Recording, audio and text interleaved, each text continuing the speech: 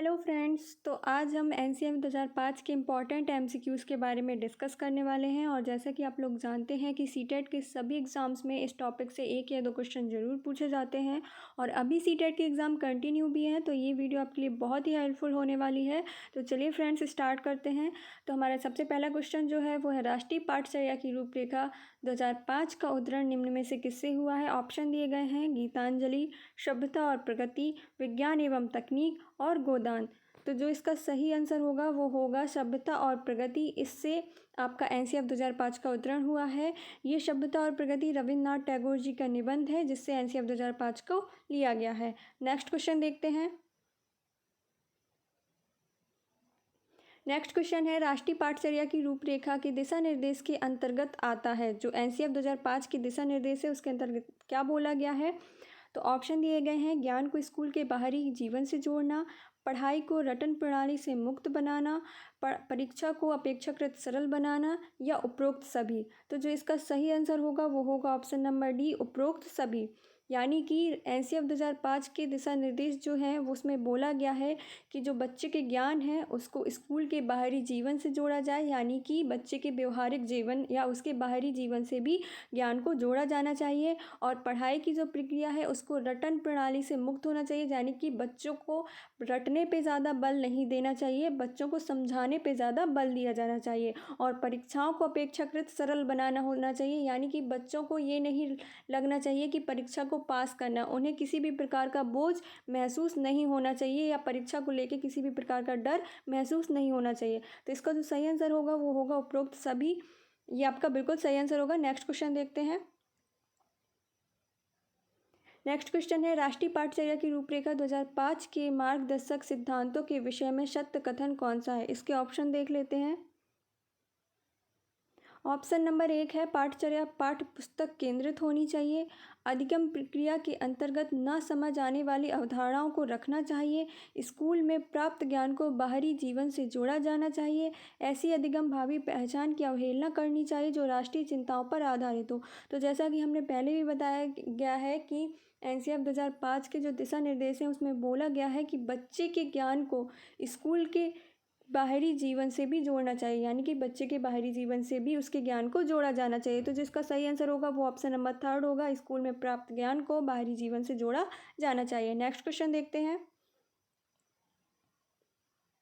Next question है, NCERT 2005 के अनुसार सीखना एक है, ज्ञान के निर्माण की प्रक्रिया है, ज्ञान अवरुद्ध करने की प्रक्रिया है, सीखना व्यक्ति विकास को प्रभावित करती है, उपरोक्त में से कोई नहीं। तो इसका जो सही आंसर होगा वो होगा ऑप्शन नंबर ए, ज्ञान के निर्माण की प्रक्रिया है। एनसीईआरटी 2005 के अनुसार सीखना एक ज्ञान के निर्माण की प्रक्रिया है। नेक्स्ट क्वेश्चन की तरफ बढ़ते हैं। नेक्स्ट क्वेश्चन है, एनसीईआरटी 2005 के अनुसार बाल केंद्रित शिक्षा शास्त्र में शिक्षा को किस प्रकार नियोजित करने की आवश्यकता है। ऑप्शन दिए गए हैं: अभिरुचि के अनुरूप, आर्थिक स्तर के अनुरूप, सामाजिक स्तर के अनुरूप, या शारीरिक स्तर के अनुरूप। तो इसका जो सही आंसर होगा वो होगा ऑप्शन नंबर 1, अभिरुचि के अनुरूप। अगले क्वेश्चन की तरफ बढ़ते हैं।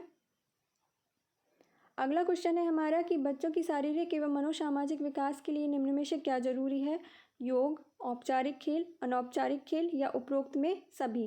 तो इसका जो सही आंसर होगा कि बच्चों की शारीरिक एवं मनोसामाजिक विकास के लिए योग, औपचारिक खेल, अनौपचारिक खेल, ये सभी ज़रूरी हैं। तो इसका जो सही आंसर होगा ऑप्शन नंबर डी, उपरोक्त सभी। नेक्स्ट क्वेश्चन नंबर 7 देखते हैं। क्वेश्चन नंबर 7 है, राष्ट्रीय पाठचर्या की रूपरेखा 2005 के अनुसार कक्षा में शिक्षक की भूमिका किस प्रकार की होनी चाहिए। एक उत्प्रेरक के रूप में, आदेशक के रूप में, एक नेता के रूप में, या उपरोक्त में से कोई नहीं। तो इसका जो सही आंसर होगा वो होगा ऑप्शन नंबर 1, एक उत्प्रेरक के रूप में। एनसीईआरटी 2005 के अनुसार एक शिक्षक की भूमिका उत्प्रेरक के रूप में होनी चाहिए, जो बच्चों को पढ़ाई के प्रति उत्प्रेरित करे। नेक्स्ट क्वेश्चन देखते हैं। क्वेश्चन नंबर 8 है, राष्ट्रीय पाठचर्या की रूपरेखा 2005 के अनुसार सत्य नहीं है। कौन सा कथन आपको सत्य नहीं है ये चुनना है। तो आपके ऑप्शन देख लेते हैं इसमें। ऑप्शन है, सभी बच्चों में सीखने की क्षमता होती है। ये बिल्कुल सही ऑप्शन है कि हर बच्चे में सीखने की क्षमता होती है। सभी बच्चे स्वभाव से सीखने हेतु प्रेरित होते हैं। ये भी बिल्कुल सही है कि सभी बच्चे अपने अपने स्वभाव से सीखने हेतु प्रेरित होते हैं। बच्चे व्यक्तिगत स्तर पर एक ही तरह से सीखते हैं। और लास्ट ऑप्शन जो है, स्कूल के भीतर बाहर दोनों जगह सीखने की प्रक्रिया चलती रहती है। तो इसमें जो आपका सही ऑप्शन होगा, आपको पहले तो इसमें यह है कि असत्य कथन यानी कि गलत कथन है वो चुनना है। तो इसमें जो बच्चे व्यक्तिगत स्तर पर एक ही तरह से सीखते हैं, ये बिल्कुल गलत होगा, क्योंकि बच्चे व्यक्तिगत स्तर पर एक तरीके से नहीं सीखते। बच्चे विभिन्न तरीक़ों से सीखते हैं, व्यक्तिगत स्तर पर अलग अलग विभिन्न विभिन्न स्तरों से सीखते हैं या विभिन्न तरीके से सीखते हैं। और जो आपका ये लास्ट ऑप्शन है, स्कूल के भीतर बाहर दोनों जगह सीखने की प्रक्रिया चलती है, ये बिल्कुल सही है। तो आपके सारे ऑप्शन सही होंगे। एक यही ऑप्शन आपका गलत है, तो ये ऑप्शन आपका बिल्कुल सही हो जाएगा इसमें, क्योंकि गलत ऑप्शन चुनने के लिए बोला गया है। तो नेक्स्ट क्वेश्चन देखते हैं। नेक्स्ट क्वेश्चन नंबर 9 है, एनसीएफ 2005 के अनुसार भाषाई अल्पसंख्यक वाले वर्गों के बच्चों को शिक्षा किस भाषा में दी जानी चाहिए। तो एनसीएफ 2005 में बोला गया है कि बच्चों को शिक्षा उनकी मातृभाषा में ही दी जानी चाहिए। तो आपका जो पहला ऑप्शन होगा उनकी मातृभाषा में, ये आंसर बिल्कुल सही होगा। नेक्स्ट क्वेश्चन देखते हैं। क्वेश्चन नंबर 10 है, विभिन्न विवेचनात्मक शिक्षा शास्त्र खुले विमर्श और विविध दृष्टिकोण के माध्यम से लेने की प्रक्रिया को सरल बनाता है। मतलब किस तरीके से निर्णय लेने की प्रक्रिया को सरल बनाता है। सामूहिक निर्णय, नेक्स्ट ऑप्शन है एकल निर्णय, स्वार निर्णय या इनमें से कोई नहीं। तो जो आपका सामूहिक निर्णय होगा वो आपका बिल्कुल सही आंसर होगा। इसका ऑप्शन नंबर ए सामूहिक निर्णय सही आंसर हो जाएगा। नेक्स्ट क्वेश्चन देखते हैं। क्वेश्चन नंबर 11 है, राष्ट्रीय पाठचर्या की रूपरेखा 2005 के अनुसार बच्चों के आकलन का सही तरीका क्या होना चाहिए। वार्षिक परीक्षाएं, दैनिक गतिविधियां, अर्धवार्षिक परीक्षाएं या इनमें से कोई नहीं। तो जो बच्चों के आकलन का सही तरीका है वो दैनिक गतिविधियां होनी चाहिए। ये आपका बिल्कुल सही आंसर हो जाएगा। नेक्स्ट क्वेश्चन देखते हैं।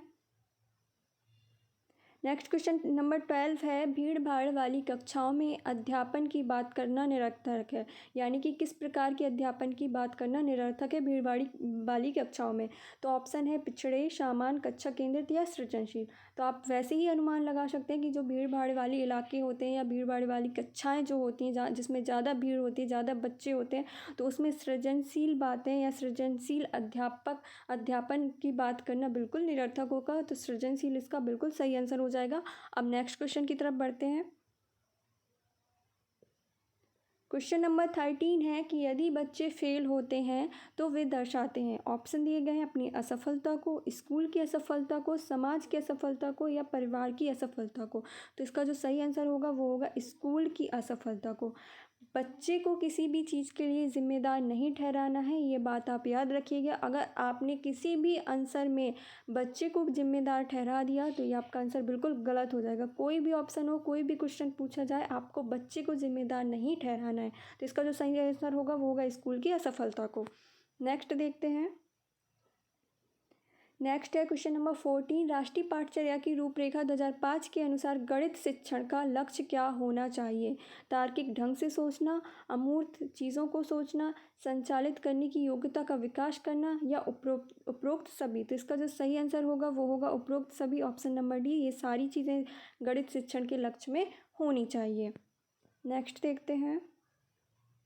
क्वेश्चन नंबर 15 है, पर्यावरण की चिंताओं के प्रति जागरूकता को संपूर्ण स्कूली पाठचर्या में व्याप्त होना चाहिए। तो इसमें पर्यावरण के बारे में बोला गया है, तो इसके ऑप्शन देख लेते हैं।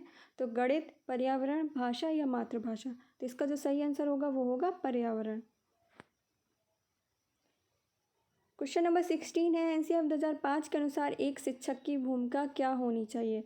अनुमोदक के रूप में, सुविधादाता के रूप में, आधिकारिक के रूप में या तानाशाह के रूप में। तो ये क्वेश्चन आपको पहले भी पूछ चुका है, लेकिन इस बार इसमें ऑप्शन थोड़ा बदल दिए गए हैं आपको शायद कंफ्यूज करने के लिए। लेकिन आपको कंफ्यूज नहीं होना है, तो इसमें बताना है कि एक शिक्षक की भूमिका क्या होनी चाहिए। तो एक शिक्षक की जो भूमिका है वो होनी चाहिए सुविधादाता के रूप में। बच्चों को जो सुविधा प्रदान करे, पढ़ाई के लिए जो सुविधा दाता का कार्य करे, एक शिक्षक की भूमिका इस प्रकार की होनी चाहिए। नेक्स्ट क्वेश्चन देखते हैं। क्वेश्चन नंबर 17 है, राष्ट्रीय पाठचर्या रूपरेखा 2005 का मुख्य दर्शन क्या है। मुख्य दर्शन यानी कि इसकी टैगलाइन क्या है? तो व्यावसायिक कुशलताएं सीखना, बिना बोझ के सीखना, सह शैक्षणिक गतिविधियों को सीखना या सतत एवं व्यापक मूल्यांकन। तो एनसीईआरटी 2005 की जो मेन टैगलाइन थी वो थी लर्निंग विदाउट बर्डन, यानी कि बिना बोझ के सीखना। तो बिना बोझ के सीखना ये आपका एनसीईआरटी 2005 का मुख्य दर्शन। ये बहुत इंपॉर्टेंट क्वेश्चन है, इसको आप याद रखिएगा। तो ये इसका सही आंसर हो जाएगा option number B. Next question देखते हैं। क्वेश्चन नंबर 18 है, राष्ट्रीय पाठचर्या रूपरेखा 2005 की अनुशंसा के अनुसार प्राथमिक स्तर पर ईवीएस के शिक्षण का मुख्य लक्ष्य क्या होना चाहिए। बेसिकली इसमें पूछा गया है कि एनसीईआरटी 2005 के अनुसार ईवीएस यानी कि पर्यावरण शिक्षण के मुख्य लक्षण क्या होना चाहिए, क्या लक्ष्य होने चाहिए इसके। तो ऑप्शन देख लेते हैं। विषय की मूल अवधारणाओं की समझ विकसित करना, विषय के मूल सिद्धांतों को याद रखना, कक्षा शिक्षण को स्कूल के बाहर के जीवन से जोड़ना, स्वतंत्र रूप से प्रयोग करने के लिए कौशल प्राप्त करना। तो आप एक बात याद रखिएगा, जहाँ ये ऑप्शन में बोला जाए कि स्कूल के बाहरी जीवन से जोड़ना, ज्ञान को या किसी भी शिक्षण को बच्चे के स्कूल से बाहरी जीवन से जोड़ना, तो वहाँ आपका वो ऑप्शन बिल्कुल सही होगा। वहाँ आपको बिल्कुल टिक करके आना है और ये आपको ऑप्शन बिल्कुल सही मिलेगा।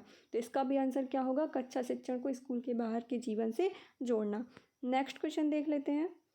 क्वेश्चन नंबर 19 है, राष्ट्रीय पाठचर्या रूपरेखा 2005 की राष्ट्रीय संचालन समिति के अध्यक्ष कौन थे?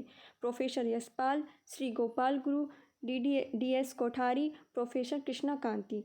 तो हम आपको बता दें कि जो राष्ट्रीय पाठचर्या रूपरेखा 2005 है, इसके लिए एक राष्ट्रीय संचालन समिति का गठन किया गया था और ये जो समिति है वो एनसीईआरटी के द्वारा इसका गठन किया गया था एनसीईआरटी 2005 के निर्माण के लिए। और इस समिति के जो अध्यक्ष थे वो थे प्रोफेसर यशपाल। ये भी आपका बहुत ही इंपॉर्टेंट क्वेश्चन है, बार बार परीक्षा में पूछा जा चुका है कि एनसीईआरटी 2005 की राष्ट्रीय संचालन समिति के अध्यक्ष प्रोफेसर यशपाल थे। नेक्स्ट और लास्ट क्वेश्चन की तरफ बढ़ते हैं अब हम। लास्ट क्वेश्चन है हमारा क्वेश्चन नंबर 20, राष्ट्रीय पाठचर्या रूपरेखा एनसीईआरटी 2005 द्वारा 1975, 1988, 2000 और 2005 में प्रकाशित रूपरेखा में से एक है। ऑप्शन देख लेते हैं इसके। मानव और संसाधन विकास मंत्रालय, राष्ट्रीय शैक्षणिक अनुसंधान और प्रशिक्षण परिषद, विश्वविद्यालय अनुदान आयोग, शिक्षा पर राष्ट्रीय नीति। तो हम ये पहले भी आपको लास्ट क्वेश्चन में बता चुके हैं कि राष्ट्रीय संचालन समिति जो एनसीईआरटी 2005 के लिए गठित की गई थी वो एनसीईआरटी द्वारा गठित की गई थी। तो इसका ऑप्शन जो होगा वो सही ऑप्शन होगा, ऑप्शन नंबर बी, राष्ट्रीय शैक्षणिक अनुसंधान और प्रशिक्षण परिषद एनसीईआरटी। तो ये आपका बिल्कुल सही आंसर हो जाएगा। तो इस वीडियो में हमने 20 क्वेश्चन कंप्लीट कर लिए। आई होप फ्रेंड्स आप लोगों को समझ में आए होंगे, और अगर आपको कोई भी डाउट्स है तो आप कमेंट्स में पूछ सकते हैं। और एग्ज़ाम में जाने से पहले आप एक बार इस वीडियो को ज़रूर देख के जाइएगा, आपको बहुत ही हेल्पफुल होगी, बहुत ही इंपॉर्टेंट MCQs थे। तो आई होप आपको समझ में आया होगा। Thank you.